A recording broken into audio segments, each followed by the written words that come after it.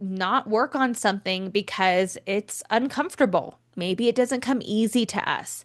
Maybe it's boring. Maybe it's not hard at all, but you just don't like doing it. So you don't do it. And of course, that lack of clarity. You see, we don't lose time. We give it away. It's time is not stolen from you. There isn't some dark universe that it runs up behind you and snatches your, time like snatching your purse. No, your time is yours and you can give it away. You can spend it wisely. You can donate it. But ultimately, only you can decide where your time goes. Welcome to the Be Your Own Life Coach podcast, where you master your mind and coach your own comeback. You are the hero, you are the guide, and you will learn to architect your life from the inside. I'm your host, Britannia Stowe, joined by my sister and co-host, Annika Wilder. Enjoy the show. Have you ever played one of those minute to win it games and it feels like the time it's taking forever? Or maybe you're playing and it actually feels like it's going really fast. Maybe you're having a great time with your friends and the hours just go by like minutes. Or maybe you're waiting for test results and time could not move slower. Time is relative, and it is our perception of it that actually changes everything. But here's the thing, we waste an enormous amount of time thinking about time. Isn't that silly? We can take our precious time that we feel like we don't have enough of, and we waste it thinking about how we don't have enough time, worrying and overthinking, procrastinating, spending time convincing ourselves we definitely don't have enough time. So then we don't even start. Today was actually one of those days. I was like, I don't know if I have time to record an episode. And I find it a little ironic that today's topic was time management. Because let's be honest, we do have time to get up and walk around and to scroll and to waste time on social media or go out with friends. But when it comes to starting something intentional for our lives or maybe our work, we just feel like we don't have time. Or maybe it's the laundry, right? Maybe it's the laundry that you just can't find time to get to, but yet you've binge watched Mormon Wives in a day, right? Come on, guys, do laundry when you binge watch Mormon Wives. Any case, today we are definitely diving into time management, and it's a topic that is very relevant in my life as a new mom. But I'm going to tell you how actually being a new mom has become a life hack because I definitely have less time, but I've gotten better about using the time that I have. So let's dig into it. Time doesn't change. It's our perception that does, right? How many seconds are in a minute? 60. That doesn't change. 60 seconds per minute. How many minutes per hour? It's a test. 60 minutes per hour. And how many hours do we have in a day? We have 24 and 7 days in a week. Now, the days in a month do change, but there are, and in a year, I guess it could, vary by a day. But essentially, time does not change, right? It's our perception of it. And how we experience time definitely changes, right?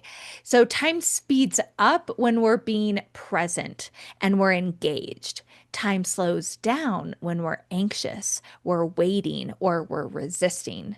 You see, stress distorts time perception, and the meaning and intention actually compresses time. And so if you're taking purposeful action, time actually will go by a little faster than if you are over here trying to waste time or kill time until something comes up, right? It will go a lot slower. When we are aligned, time collapses. And when we resist, time expands. And most of us are resisting time without even realizing it. But being present with intention can help you get the most out of your time. We we want to feel time moving exactly at the right speed, at the right rate, though there are going to be times that it moves fast or it moves slow. But I feel like you can be like a Jedi or an airbender, and you can actually manipulate time to work in your favor by being more intentional. So let me give you an example. Have you ever been driving home or from somewhere you often go, or driving to, home or to the gym, and you are thinking about other things and not really paying attention, and all of a sudden you're home and you're like, how did I get here? Like I know I got here. I know I drove here, but I don't remember driving here. And then you drive somewhere new. And not only does it seem to take forever, but you are aware of, oh, I've never seen that building before, or that business, or I like the way the street lamps look over here. You actually are having two completely different experiences, though you're just driving, maybe even at the same speed, right? Because the intention when you are going somewhere new is hyper focused and you're paying attention to every detail. While when you're going somewhere that you've been a million times, you are not taking everything in with that same amount of intention or detail or focus. And so time will go by a lot faster. So the distance is the same, but the experience of the drive is completely different. The the problem that we have when it comes to time is not the lack of time, it's the lack of clarity. That's a huge one. Lack of clarity, or lack of motivation, or lack of energy, or maybe it's a lack of emotional safety when it comes to starting. So, why do we waste time? Because we don't have those things, right? We don't have clarity, we don't have energy, we don't have motivation, or we're not feeling emotionally safe to step out and be vulnerable and do something that we want to do and get started on. So imagine that you have this bucket of water. Okay. So maybe it's a gallon bucket of water, and every day it's full. It refills itself. It's a magic bucket. It refills itself every single day to the top. And as you go throughout your day at the exact same rate, it will continue to diminish or deplete. But when you decide that you are going to overthink simple decisions, or you procrastinate getting ready, it's like poking holes, and you're making this bucket into more of like a strainer, and you're creating these time leaks, and you are not realizing it. But by overthinking simple decisions, or even judging yourself for a decision that you made, or procrastinating, not getting started, you're piercing these holes, and all of a sudden, all the time that you have and the energy is gone.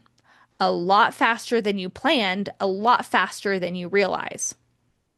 I mean, it's kind of like I love an analogy. It's kind of like a having a hour glass, and the same thing that it will always, maybe it's an hourglass or it's a 2 minute timer, but when you find these moments to distract yourself, when you find these moments to waste time, you are actually creating bad habits that are piercing that glass and allowing that sand to escape. So the first time you do it, you go, it's not a big deal. I'm just scrolling social media. Oh, okay, maybe I was on there for 30 minutes instead of 5 minutes.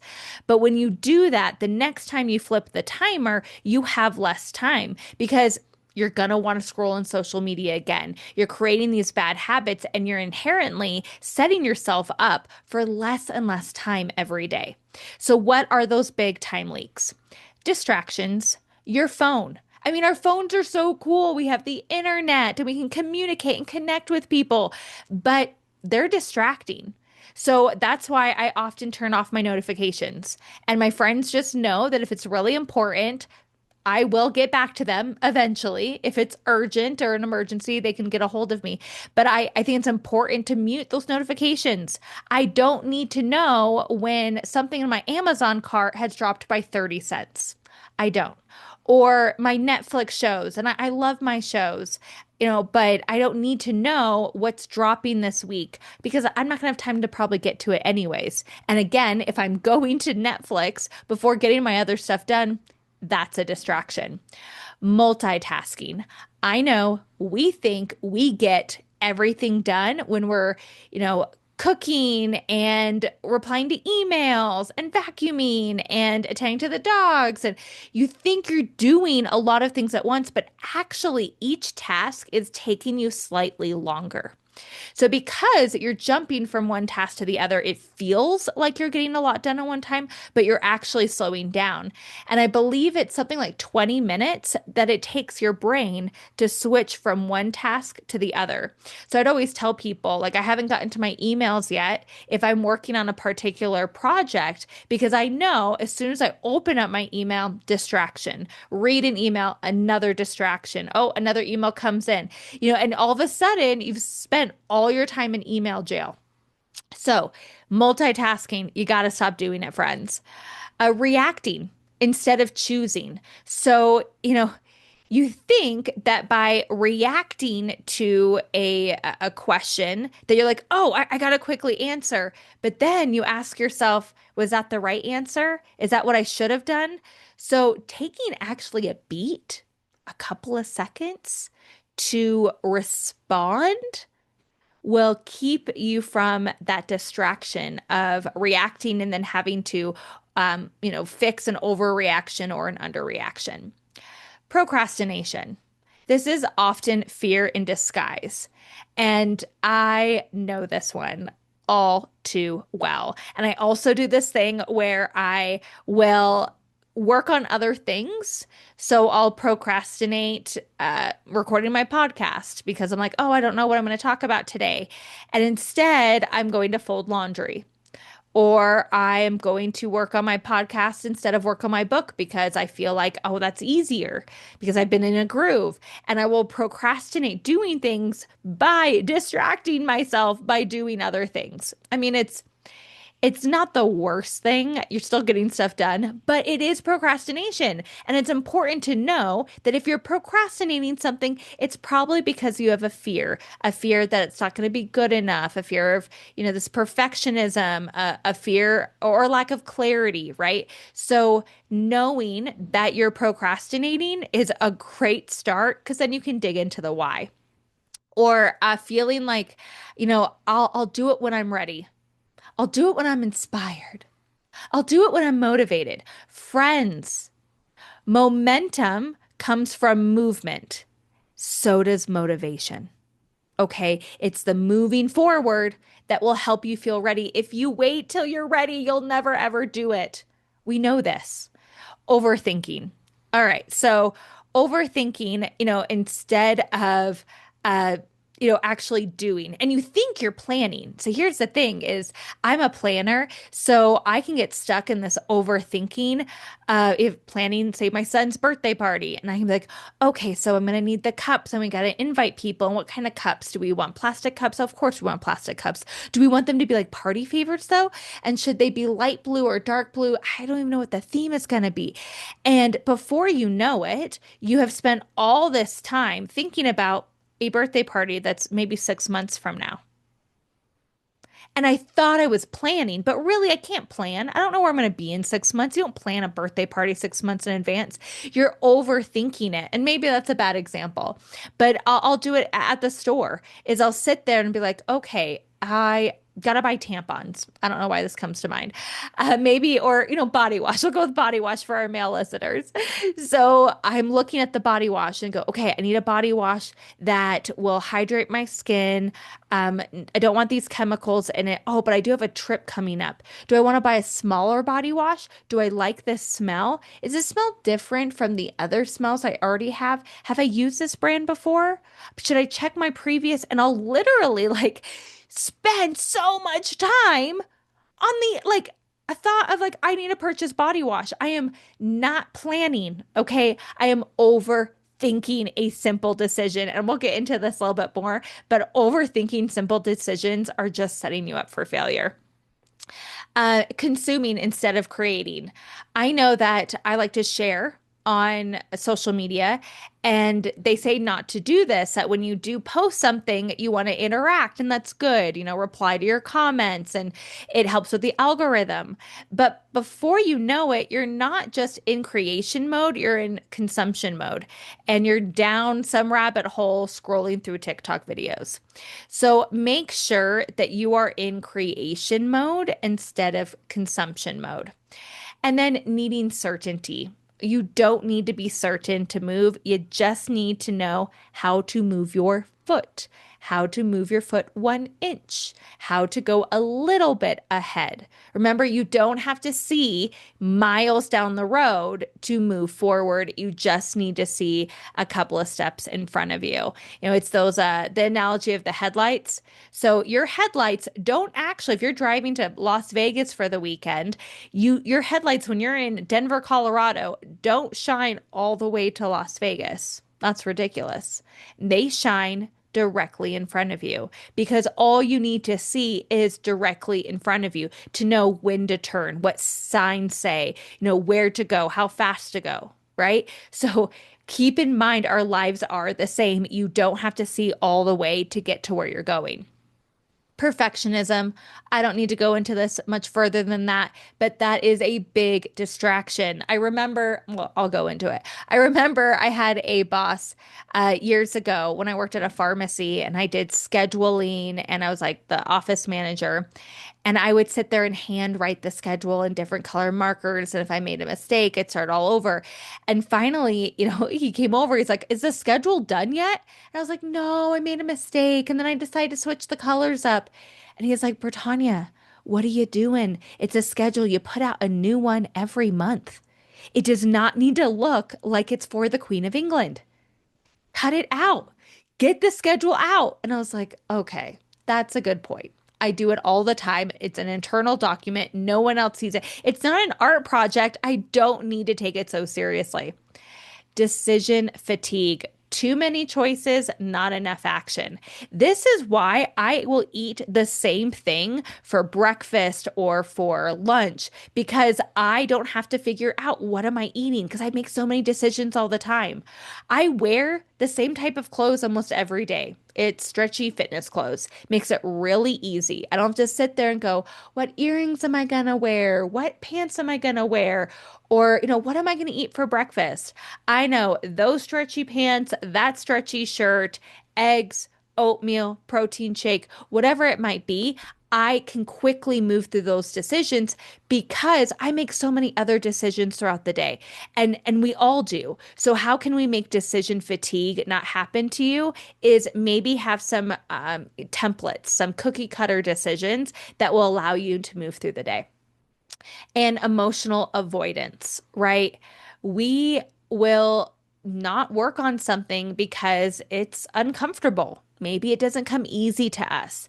Maybe it's boring. Maybe it's not hard at all, but you just don't like doing it. So you don't do it. And of course, that lack of clarity. You see, we don't lose time, we give it away. It's time is not stolen from you. There isn't some dark universe that it runs up behind you and snatches your, time like snatching your purse. No, your time is yours and you can give it away. You can spend it wisely. You can donate it. But ultimately, only you can decide where your time goes. And I know some people are like, well, what about my job? And it's super demanding. And you choose to work there and you choose how to show up, right? So there's this book, 1 Minute for Yourself by Dr. Spencer Johnson. He also wrote The 1 Minute Manager, and it focuses on the idea that spending every single minute intentionally on you, whether reflection or presence or accomplishing a task by being intentional will actually lead to more balance and less stress. And of course, taking those breaks. So let me just break that down real quick. So the 1 minute for yourself encourages taking tiny intentional pauses. So even just taking 60 seconds to get up and stretch, to refresh, get some water, to turn your body around will lead to making better choices. Also, you'll find that in your work, you can make better choices because you've been able to recharge for about a minute. Dr. Johnson's approach mirrors this simplicity of the 1 minute manager using these brief and meaningful actions. I actually have the book right here. I stole it from my dad. Sorry, Dad. When I go visit my parents, I always steal a book from their bookshelf or two, a book or two.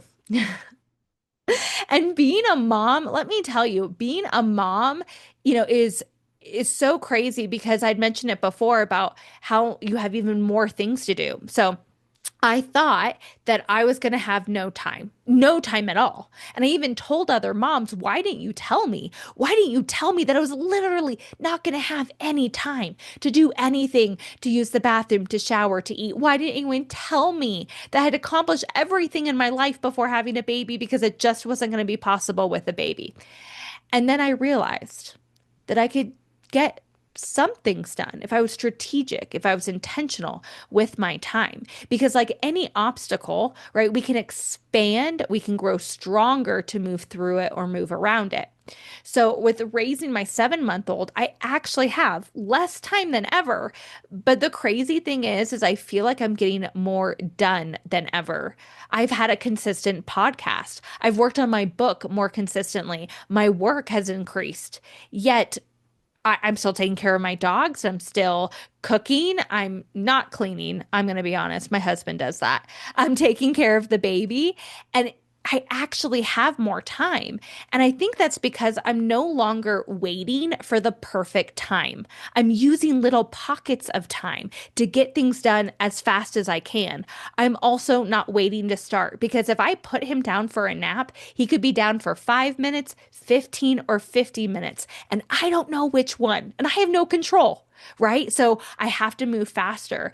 I can't waste time deciding on what I'm going to do. I have to take action. So, becoming a mom has shown me how I really lost a lot of time on indecision or wasted, gave time away. And I realize now how much control and power I have on my time. And it turns out you can do a lot. You can do a lot with time. And so I want to break that down real quick. What are some things you can get done with your time? So you can cook a meal. It only takes 10 to 15 minutes, depending on the meal, to make a meal, whether it's breakfast or even lunch. I think I cooked dinner in like 15 minutes yesterday. You can do a workout, 20 to 30 minutes. You can get your heart rate up. You can break a sweat in 20 to 30 minutes. And a TED Talk is only like 18 minutes.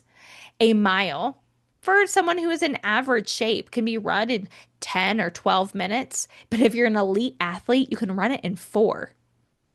You can have the benefits of meditation within 3 minutes. And it takes just 2 minutes to stretch a muscle group. You can send an email in 1 minute and you can change your mind in just seconds. You don't need 2 hours to accomplish this task. You're wasting a lot of time if it takes 2 hours to do a workout or 2 hours to cook a meal. The precious time that you use to procrastinate doing something you could be using to do all the things you say you don't have time for. So, what are some habits and hacks that will help you to be better with your time? Start before you're ready. Time block. Have a time that you're checking your email or a time that you're cleaning and block it out in your calendar. A 10-minute rule. Just start and set a timer. I have this little timer that I have on my desk, not on my phone. And maybe you'll stop after 10 minutes, but you probably won't. Decide once and move on. When we were shopping for my prom dress, when I was in high school, I remember my dad said, once you buy, you do not keep shopping. You have made your decision, you move on. Because I kept seeing all these other dresses and imagining myself in all these princess dresses. And he goes, no, you made your decision, you purchased your dress. You're done. So stop wasting time. And protect your focus, right? Protect yourself from those distractions. There are so many tools and resources out there. I mentioned the timer. You can also have a planner or a calendar, whether it be a physical one in front of you or one on your computer or phone. When you're doing to-do lists, friends, three, just three, and always put the most important one at the top. Your reminders, not only to get things done, but this is one of my favorite things to do. Remind yourself of the person that you are. So at 2 p.m. on a Friday, you have a reminder that comes up. I'm the type of person that finishes my week strong. Your notes app. I use it all the time. I probably have 4,000 notes, and most of them are voice to text because I'm actually a lot faster when I talk than I am typing. And read books and listen to podcasts that will help you learn about time management because when you are learning about it, you are more receptive to changing it in your life. So, this podcast, just by you listening to this podcast, you are going to be more open to being better with your time and managing it more efficiently. So, let's break down our Coach Yourself segment today. So I had mentioned Dr. Spencer Johnson, and in his book, The 1 Minute Manager, he teaches leaders to manage people with short and intentional moments.